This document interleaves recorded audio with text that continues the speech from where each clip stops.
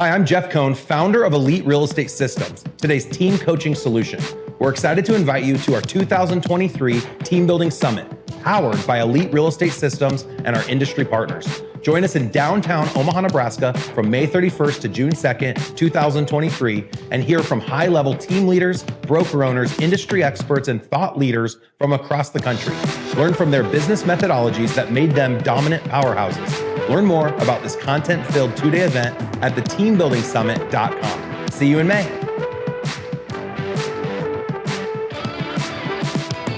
Hey, what's up, you guys? Jeff Cohn here with another episode of the Team Building Podcast, where we interview top team leaders, broker owners, and thought leaders from across the country. Very special guest today, and Mr. Andrew Vose. Am I saying your last name correct? Yep, Vose, whatever. If I want to either way, I don't see the little thing though. For Vose, you got to have the Epsilon. We can just add it. Okay, let's add it. Well, it's great to have you on the show. Really excited to get to know you and your business better. I know you guys have done a lot of great business in your area, mega team, lots of unit sales. But I want to start off by talking about your past. So give us a quick intro and share in your intro where you came from, where you are now, and where you're going. Yeah, so grew up in New York. I was an only child, so I was spoiled rotten, right? So I do have only child spoiled rotten syndrome. That's called narcissism. Yeah, I mean, that sounds so bad when you say that, but I do, I grew up like that. I had an incredible life, but I took advantage of it. So went to juvie for 9 months, came back, and then I was like a new person. Not really. I was just smarter. And when I turned 18, I joined the Army. I did the special operation. I was in special operations for 8 out of the 10 years, back-to-back deployments, and I just got burned out. But I've always had the entrepreneurial spirit. Like I built a network marketing team, several thousand people, and it was just fun, right? The entrepreneurship, building teams, talking to people, learning personalities. And I was so rigid. Like I was like rough around the edges, not rigid. I was just rough, right? Like we were talking about this before this, cussing. Sometimes I have a problem not cussing. And you actually gave me something to think about. So I've been sitting here kind of thinking about like, do I impress people when I cuss? I'm like thinking about it now consciously. Let's share with the audience too what that ideation was, because it's actually really good. And what a lot of our guests or our audience members might not know, a lot of times when I bring a guest on the show, I haven't met them personally. They've been introduced by somebody who we both know, like, and trust. So we have already like this mutual relationship without ever knowing each other. So I usually spend the first 10 or 15 minutes chatting with the guests, getting to know each other, feeling a little bit more comfortable, and then we go live. So we were talking about profanity because I had said, typically I try not to have profanity, politics, religion, kind of steer away from those topics. And he said, of course, coming from the military, you're going to have profanity. That's just part of his culture. And I said, well, I use profanity as well. Sometimes I try not to, but I've noticed in my own life that I use it when I'm trying to impress someone. So if I get around a group of guys and we're all trying to kind of peacock, I might throw some cuss words out there and I recognize it right away. And I'm like, why did I just do that? So yeah, that's the context of the comment. And now Andrew's all stressing out about it. Like, dang it, he's right. No, I'm trying to think about it. Like trying not to cuss, You want to hear it? You want to know another tell? Because dude, I watch people to see if they're trying to puff in front of me. Another tell is like you said, you mentioned lifting weights. And if you're from special ops, you guys are in the weight room all the time. And you're obsessed about your physical fitness because you have to be able to go a long time. So I've noticed when you're around people that lift a lot, when they're trying to impress someone, they'll lock their arms out to like pop their tricep muscle. Like they're constantly popping their tricep muscle. And I'm like, bro, you good? Like you're not doing tricep extension right now. We're just having a conversation in like normal life. So watch that, dude. From now on, guys that are jacked, they'll pop their tricep muscles. Like calm down. Yeah, I mean, actually here, like clenching my fist, and I'm like trying to show you, but I'm like too short. So, but yeah, so I was in the special operations. I just got bored. My cup wasn't being filled anymore. And so I started venturing out, got into network marketing, got into some real estate investing. My real estate investing journey surprised me why I'm even around real estate, because I ended up like $200,000 in debt. But I borrowed money from the wrong places, friends, family, credit cards, right? I got sucked into one of those things. Come to our thing for free. And then they string you along and they're like, hey, take out all these credit cards and cash it in. Worst possible way. Don't ever do that. But do you want to throw them under the bus? Who the company was? No, no, no. I Okay. don't even know. They're probably not around, but Okay. it taught me a lot about myself. It taught me I could be like $200,000 in debt and I could still work my way out of it. Like I knew like after that, I could go broke again and I could do it again and again. And that's what kind of gave me the confidence to keep making mistakes and trying and taking risks and doing stuff like that. Because I knew if I did it that time, I ain't never getting back that far, but I could do it again. Right. So then I moved, got a contracting job. I'd only been out to Colorado one time for a conference, took a contracting job out there for the government, working for the military or the army. And then got into real estate, and my buddy kept you'd make a great realtor. You make a great realtor. And my vision of realtors was we have to have a clean car all the time. We're going to like put them in our passenger seat. We're going to feed them hot dogs and we're going to drive around and open doors for them basically. And it just doesn't sound exciting to me. Well, even to this day, when I say that, it doesn't sound exciting to me, but knowing what I know now, that's not what we do. Yep. So I was like, yeah. So he actually got rid of his Remaxes and he joined a virtual brokerage. And I was like, okay, that's cool. I'm really intrigued by the model because him and I have a network marketing background. I was like, cool, that's cool. If I ever get into real estate, I'll come join you. I promise. So that's what I did. I got bored of the government job again, right? They just paid me more to do the same stuff. And I just, cup wasn't filled. So got into real estate, started selling some homes, and yeah, here I am. So let's go. That's awesome. And you're currently residing where? I live in Pensacola Beach, Florida. Okay. And your team is in Pensacola? No, we have 8 agents in Pensacola, 3 agents in Sarasota, Tampa area, and then our majority of our teams in Colorado. So from Denver to Pueblo we cover, and then we cover like all of 98, which is the Panhandle, and then Tampa and Sarasota. Excuse me. Okay. And then what brokerage are you guys all hanging your licenses at? LPT. Okay. And is that, I've never heard of LPT. You want to talk about that a little bit? Yeah, sure. So, I was just trying to keep it, not that it's a secret. I like to attract people by me, not the company. Right. And then I like the value proposition to be us. And then the company's like a cherry on top. It's like, boom, but, so I was with EXP before, and it was a great company. I was very fortunate because I hear a lot of horror stories that they don't get that one-on-one mentorship with that virtual brokerage. I was just very fortunate. My mentor I got assigned from corporate became my buddy, right? He was still selling. But here's the thing about mentorship with people that are actively selling. They ain't calling you to mentor you. You need to call them, right? Like I was like, hey, I need help. Right.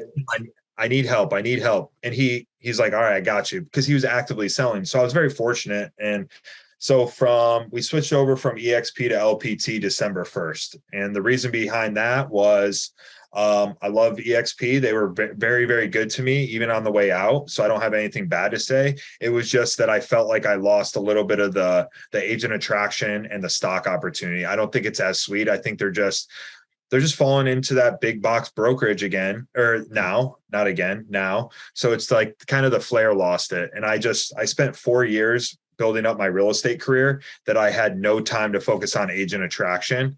So I was just like, now's the time. I got more systems, more people, great people around me, and support in place. So let's go. That's like awesome. So how many total agents? Yeah. So we have on our team, we got 30 agents total, I think. Right. We just added 2 more. So number could be 1 or 2 off. Okay. 30 agents spread throughout those 3 locations, Florida and Colorado. And then our revenue share is up to like 50 or 55. Okay. And then you also are not the broker. Is that correct? Not the broker. No, just you would consider yourself a team leader, and you have multiple teams. And what is your goal? Where are you wanting to go? It's funny that you asked me that, because in October, November, we're actually going to shut down our team, because I don't know for anybody that's watching, and you probably struggle with the same thing. Running a team isn't always as profitable and sexy as it is from the outside looking in, right? There's a lot of time and money and everything put into it. And there's a lot of pressure to provide leads. And I didn't build my business off leads. I built it off filling my pipeline with some leads, but most of my closings was from sphere of influence, referrals, stuff like that. And then leads were kind of like supplemental. But when we started the team, it was like everybody's looking for leads. So I kind of fell into that leads trap. Okay. So we were just, spending money on leads, but we weren't training people properly to convert the leads. And then we stopped training people on how to build their SOI. So I got in this whole like provide more leads, convert more, right? Versus a good balance of both. So in like October, November, we were actually shutting down the team, and we were just going to go as like a collaboration group. Anybody that wanted to join us, provide free resources, no leads, and just come and just have fun with us. Do cool shit with cool people. That's what we were saying. Part of my language. That's going to be your tagline. Yep. That is cool shit, cool people. Yeah. So I did use it to be cool because the cool is in the sentence, but yeah. I love it, man. That's awesome. That's a really great story. We have a lot to unpack. So let's start with your ideation around lead gen, and kind of right now with the shifting market, I think leads are something agents are going after, asking if the brokerage is going to provide them or if the team that they're on is going to provide them, and looking for new, unique ways to generate leads on their own, because people got so spoiled being able to tap into their SOI. You go to one dinner party, someone needs to list their house. By the time you've filled out the listing agreement, 8 of the neighbors are making offers on the house, and people got really fat and it got really easy. And we lost our way when it comes to actually building a business. One of the things that we speak to at Elite Real Estate Systems, which is our coaching arm, is talking about having 3 different vehicles for driving leads. 1 is internet leads, 2 is sphere of influence, 3 is outbound prospecting. And in an agent's first year, typically you'll see that a majority of their deals come from internet lead gen that their team or brokerage is hopefully generating for them, but they're still being taught and told to work their SOI and work outbound prospecting. Year 2, it's usually 1/3 of their deals are internet, 1/3 outbound prospecting, and 1/3 are from their SOI. And then by the time they're in year 3, it's our suggestion that they focus a majority of their time on SOI, and then 1/3 of their time is internet leads and outbound prospecting. And so every agent's different. The time of their industry, the season of their career is different. And so what they focus on changes. But I'm glad that from a thought leadership standpoint, you guys have put an emphasis on lead gen.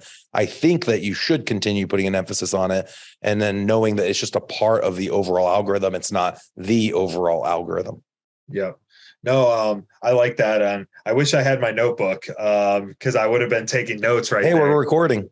Yeah, no, it's You're great. set. I mean, I'm a lifetime learner. I always, I was like, man, that's really good. I was like thinking, just trying to process it, but I 100% agree with that. I also want to say that I feel like agents, they were spoiled by their SOI, but they were also spoiled that they didn't really have to have any skill, like no skill at all. And it just got away from the phone calls, the flyer drops, the open houses, because you throw a sign in the yard, and us agents, we should be controlling the situation, not our buyers, or not letting the market control us.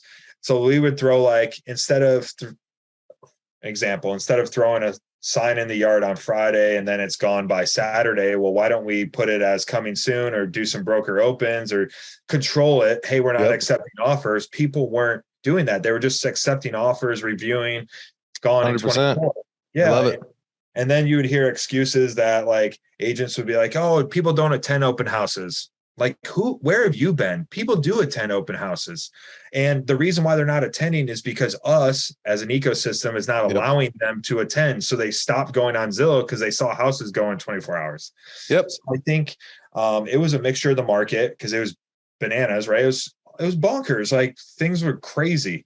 But I'm excited to get back to, the 4 to 6 open houses a week, the flyer drops, the Red X calls. We were actually doing Red X calls downstairs. I got part of my team down here. We're actually at one of my buddies' houses right now doing it. Oh, nice. We're excited to get back to it. Yeah. Red X is OG, man. They're out of Provo, Utah. it's theredx.com, I'm pretty sure. And we actually used them for expired FSBO back in 2006.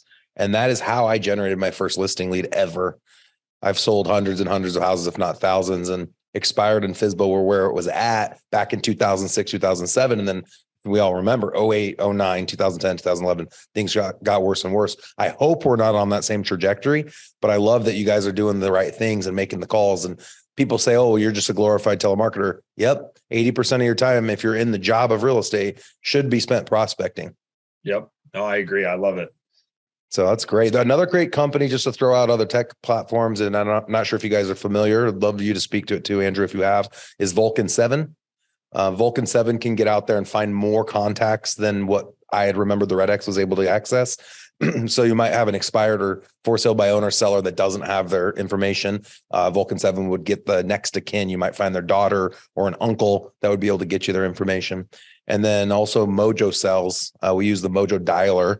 And I'm not sure on the Red X, do they have a dialer integration as well? Yeah. So we started out with Vulcan 7 and we didn't really care for it. And then plus we weren't using it properly. So it was a mixture that we didn't learn it. That's why I don't think we cared for it. And so we got rid of it. And then I became an ambassador with Red X. So they hook us up with like t-shirts, gear, try new stuff and products. So pretty loyal to them.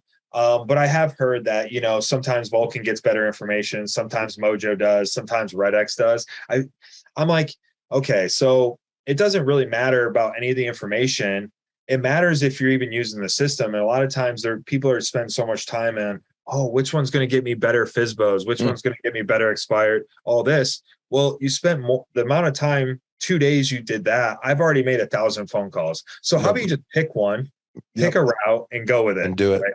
Be consistent over a long period of time. Love it.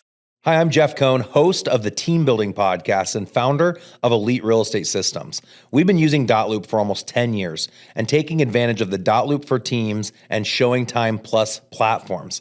We're really excited about all of the innovative products that dotloop's going to be rolling out. To find out more about that, go to growwithers.com and click on tools. Another thing I noticed, because you're speaking to one great lead gen platform, and we can bring up other ideas. I want to get into some of the other things you guys are doing. On the calls that we were making, it always felt like the first person to make the call, the second that it went expired or canceled, the first person in was the most likely to get a listing presentation. So everybody's always wanting to try to be first. How have you guys overcome that objection when they say you're like the 27th person, dude, that just called me about this? Yeah. So I actually don't call expireds a lot. So I call it geo leads. I geo farm. So what I'll do is, and sorry, I'm not dodging the question. I'm just not the guy to talk about it. So what we'll do is we'll pull like 100 to 200 homes in an area that I just sold a property in. And we use a lot of the Ricky Carruth scripts, right? We just very soft, but we actually take it a little bit step further. And we just say, hey, I'm actually not calling to sell your house. Promise you, just calling to be a resource. Love to stay in touch with you. We have these other resources for you. Not sure if you're going to remodel your floors, but we have some contractors we can recommend. Our team also offers solar. We do all these other things that are to take their mind completely off real estate, and then just hope to just value. Sure. And then obviously you want to get the text, verify the number and the email just to stay in touch. So we do take the Ricky Carruth route because I mean, there's no doubt that dude is very good at what he does, right? Like dude beat the phones for so many years, built his sphere or warm market, if you will. So we like that route. But I do have some people that call REOs, expireds, FSBOs. We're really focusing on the REO programs right now because just the way the market is. I mean, Chase, all of these banks are popping up with a ton of REO homes. So we're just shifting with the market. Cool. On all of those different products you're offering, like you mentioned, the solar and I think it was landscaping or something. Home improvement inside the house. Do you make margin on any of those things? If they solar, choose to use? Okay. Yeah. So solar, we do offer the agents $1,000 referral if any of their clients come on. Obviously I get a larger portion of that. The home improvement is no. We solely just want to get our vendors more business. Like if I can get my roofer $100,000 to $200,000 additionally for that year, guess what he's doing? Now he's a raving fan for us. He's like, you know what? I know hundreds of realtors, but Andrew's the first one that came to mind. So I'm going to send his team this listing or this solar deal or this insurance deal or this mortgage deal. So I love it, dude. That's awesome. And I love that you go in not talking the real estate piece, just talking about their piece of real estate and how you can become a resource, update the database. Now they know you, like you, trust you, and hopefully consume whatever content it is that you send to them. Do you ask at the end of the call, have you or do anyone you know of considered putting your house on the market? Once in a while. It depends on how that phone call goes, right? Like if they're being very, very short with me, then I always say treat every conversation like a first date. When you're on the phone, like what should a guy be doing? A guy should be getting to know that woman. What everything about them. First date your clients, right? Like that's the best way. And a lot of people I know nowadays, they suck at dating. So this may be a foreign concept, but I'm sure there's YouTube videos you can go watch. What do I do on a first date? Yeah, right? I love it. Yeah, but so I just date them and I'm like, all right, cool. Just give me information.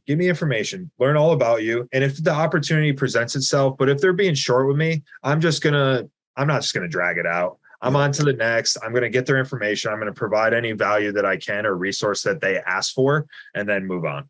What do you do if they don't answer? What a voicemail. Do you guys do voicemail drops? We don't do voicemail drops. Well, I can't say we. I don't teach voicemail drops. I know I was just in our RedX system, and I know some of our agents have voicemails recorded, and that's fine. But I don't. I actually leave a personalized message. That way, because I hate when I get those messages and it starts out with a click. I'm like, click. So you leave a voicemail. You just do it yourself really quick instead of letting the technology drop it, because then you don't feel like it's as personal. One of the things we've done to overcome that, what we've trained our agents on, is to, when you are calling, like you said, a geo-targeted location, just the simple fact that you're referencing that specific geo-targeted location makes them think that it is custom just for them. So if you say ABC subdivision, hey, I'm calling everyone in ABC subdivision. Hope you're having a great day. You don't say their first name, obviously, but they still think, oh, this was just for me because it's my subdivision. With the, versus just blanket, it's the same exact voice recording for everyone. Oh, I love that. That's good. So you just record a new voicemail every time. Yeah, every geotagged location. So that at least takes care of 200. The other thing, like we use Mojo Dialer for this, and in Mojo, it's making 3 calls at the same time. So if a voicemail picks up, you say drop voicemail, it then occupies one of your 3 lines as it's leaving that voicemail. If a second line picks up and it's another voicemail, it's dropping 2 voicemails while you're still talking on the 3rd line. So you're not waiting for that voicemail to obviously drop for you, which is pretty nice. And we do the same strategy when you take a new listing. We'll do the voicemail drop. So it'd be, hey, it's Jeff Cohn calling ABC. Everyone in ABC subdivision, let you know about the new house you might have noticed at 123 Main Street. We're going to have an open house there next Saturday from 2 to 3. We're going to be giving away $25 gift cards. If you're one of the first people in, you'll get a chance to win, blah, blah, blah, blah, blah. If you or anyone you know of is thinking about selling their house, please reach out. You could, and then whatever your value prop is. And now they're like, oh, wow, that's cool. That's down the street. I saw that house. I now know what it's worth. I know where to go look at it online. And you create all this value in a quick little pre-recorded voicemail.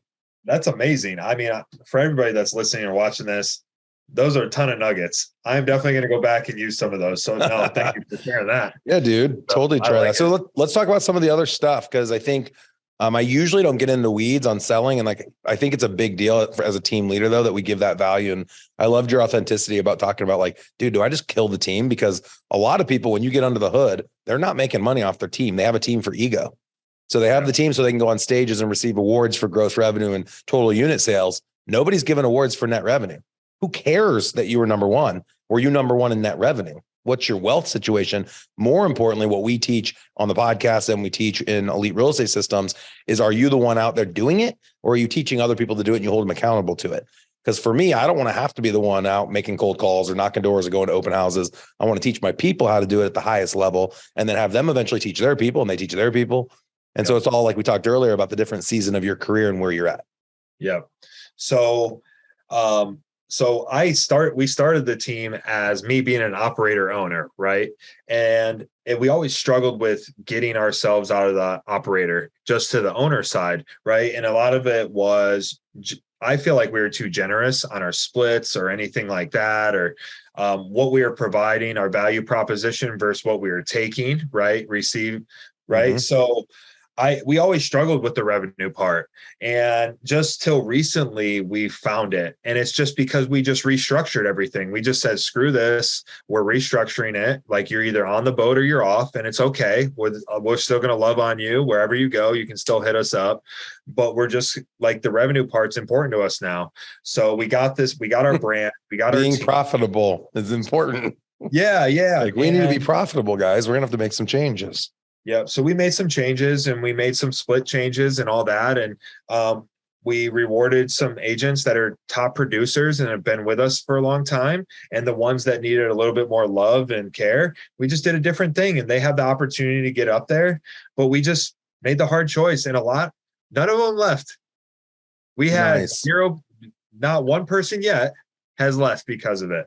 So, and we just made the change. They all knew it was coming. A lot of our top leaders I had already talked to on the side, right? Because they're my friends. Mm-hmm. Hey guys, this is coming. Give me some feedback, right? And they're all like, dude, we're good with it. Like, things have to change for us to grow. And I'm like, okay, cool. Let's do it. I love it. Surprisingly, we didn't lose anybody, which I'm super grateful. And losing people is fine too. If you're listening right now and you need to scrap your whole team and you start over, that's not a problem. But if you can do it and not have to lose anyone, you want those people to stay in your world. Yeah. Obviously, there's a direct relationship between the value you can offer someone and the amount of money you can make off of them. So the more value, the better. You should be keeping more of the profit. The least amount of value, you would keep the least amount of the money. So there is always that symbiotic relationship. So be sure that you're on the right end of that relationship. Yeah, just you mentioned something, and the rewards were never a big thing. Obviously, it's good to get an award. It's good to be told how awesome you are, right? For like social media purposes, right? Law of attraction, like just attraction, for recruiting to the team. Yep. Yeah, but it's like, for me, it was never a thing. They're like, well, why aren't you the main lister? Why are you the co-lister? It's because I don't need the numbers. I proved to myself in the first 2.5 years that I could sell houses at a high level more than people that have been in this community. I'm not from Colorado. I already proved it to myself, not to y'all. I don't care about any of that. They're like, well, your name should really be on it. And I'm like, for what? Like, what do I need that for? Like, I care more about the dollar than I do care about a little glass trophy. I said shit. So you're fine. No, it's awesome, man. It always surprised me. I was in Branson, Missouri, like 6 or 7 years ago. It was like a 5-hour drive from Omaha, and we go boating on Table Rock Lake. And I saw a giant trailer, and it had a big logo of a real estate agent and their picture, but it had a tagline that's always stuck with me. And it said, "We're not number one, you are." And I was like, it'd be really cool if that team was number one and said it. I'm guessing they're not number one, but they said, we're not number one, you are. And I think that's such a great point. Why are we on stages celebrating ourselves for helping service other clients? We should be celebrating our clients for the fact that they feed, house, and clothe us and make them the focus and not ourselves the focus in our industry. I like it. And it also helps that I kind of already had that mindset, is because in order for me to be the BDL for our mortgage branch, I had to my name can't be on anything anyways. So I didn't have to switch anything. Well, it's a small switch to contract stuff. Mm-hmm. But other than that, it was like my ego was already aside on that. Yes, it feels good to get an attaboy. I'm human, right? And I'm a guy, and we like to be told. I mean, for me, words of affirmation. Andrew, you're doing an amazing job. Thank you. You're killing it, man. Yeah. I mean, it feels good, of course. Everyone wants everyone to notice when they are going the extra mile. Like, dude, how many people right now are in a room getting ready to go make calls on the Red X? Like, just that alone, like, you're doing the things that it takes to be successful, and you're setting a great example, and you're going the extra mile, and you're completely committed. So I think that's awesome. And that's a huge deal when it comes to leadership. For those that are listening, if they are a little bit newer to the game and they're wanting to take the business to the next level, what are some of the best podcasts you'd recommend, books that maybe you've read, mastermind groups or events that you've been to that have helped you become the person that you are today? Yeah. So I'm part of Arate Syndicate, which is Andy Frisella and Ed Millette, private group. So if you can submit an application through there and get in there, they do, Ed and Andy, they do amazing training once a week. It almost feels like you're getting like one-on-one training. I'm a big Tony Robbins guy. So if you're looking for personal and professional development, a lot of people are looking for a real estate coach. And what I would say is, do you really need a real estate coach, or do you need a business or a life coach or something like that, right? Real estate, not much to it. It's just like persistent and consistent things over and over, really easy tasks that people don't want to do. So the ones that do them over and over consistently, they thrive, right? So I love Tony Robbins coaching. I've read all of his books. Some podcasts I listen to. What am I listening? I listen to Ed Millette and Andy Frisella, and sometimes I listen to Jocko. That's why it's funny. That I made a joke earlier about it. I was joking with Andrew that Jocko's episodes could be 3 hours long. I'm like, our podcast episodes are like 25 minutes. You got to be able to get a workout in. Most of our listeners aren't running marathons while they're listening to our episodes. So Yeah, well, he's funny. I mean, he'll do a CrossFit workout during the podcast. He'll go out and farm. He'll make breakfast. He does like you just see like quarter of his day in one podcast. But I'm listening to Four Agreements right now, which is a book. The Fifth Agreement I'm going to start next. Think and Grow Rich. I'm also restarting that. That I've read that or listened to it several times, but that's like a year-long project. You can dissect that book and just kind of just go in on it. You ever go out to any events? So I used to, right? Like I used to go to events, but I kind of, when I moved back from Colorado to Florida, my daughter's mom deployed like shortly after. So I was just getting acclimated to the market, the new schedule, bringing her to school, dad coach, like I coach her softball, right? Like it makes it a little challenging. Yeah. And then she deployed. So now I'm just like, so the time I do go, it's a vacation.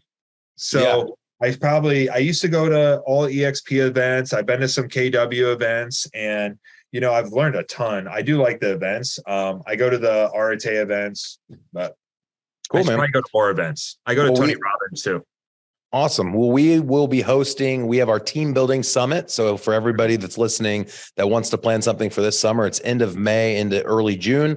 Theteambuildingsummit.com has all the information about our upcoming team building summit event, which is a full 2-day event, which is not just speaking to real estate, to your point before. And I couldn't agree more, Andrew. This isn't difficult. Just be consistent over a long period. Everyone knows what they should be doing.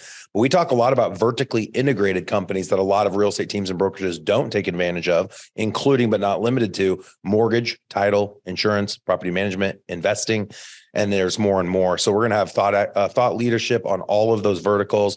We're going to talk about how to launch those in your state if they are legal to launch in your state, and how there may be a possible way for you to have a strategic partnership / joint venture with something new that we're going to be announcing this summer. So for those that want something to travel to, that's going to be a great event. We usually get a couple hundred people. We host it in the downtown Marriott location in Omaha. It's a brand new, beautiful facility. Easy flight to Omaha from most places across the U.S. The hotel is like 3 minutes from the airport. So would love to have you guys check that out, theteambuildingsummit.com. Andrew, you had mentioned before we got on that you have a new podcast you've just recently launched. Do you want to speak to that really quick? Yeah. So an agent that was with me at EXP, they're now at Remax. She's really, really good at YouTube. And she's like, Andrew, you need to get on YouTube. You need to get on YouTube. And I would stress everybody needs to be on YouTube. I have 2 YouTube channels. She helps me monetize them. That's incredible. I have like 235 subscribers, which doesn't sound like a lot, right? When you look at Facebook or Instagram, you're like, oh, that guy's got 15,000 followers, blah, blah, blah. Out of 235 subscribers, I get about 1 to 2 leads a month, like real leads, like people with the intent to relocate from wherever they're at in the country to Florida. So YouTube. So she was like, hey, we should start a podcast. And I'm like, podcast, like, let's do it. Sometimes I just like to vent, right? It's like a voice. Sometimes it's good to get on there for me because our style is we talk about current events. We talk about what we're doing in business. We bring our successful friends on and we just talk about various stuff. So pretty interesting. So it's Success Direct podcast. We just started. We would love some feedback. And if you're successful, want to be on it, whatever field you're in, it's not geared just towards real estate. We'd love to have you on. So, and I'm extending the offer to you as well. Okay, I appreciate that. We definitely will include the link as well in our show notes. And for anyone that doesn't know, I want to remind the audience, we do record all of our episodes. So you can go out to eliterealestatesystems.com, click into podcasts, or go growwithers.com, click on podcasts, and you can watch all of these episodes. We also have them everywhere where podcasts air. We also would like to invite everyone to go out, give a 5-star review on this episode, and give a shout out to Andrew for taking the time out of his busy day to join us. Good luck on your calls today. Good luck on the continued growth of your team and your spread, obviously across the entire country. So you're doing great things, and we appreciate you spending your time with us. Yeah. Thanks for having me, guys. I appreciate that.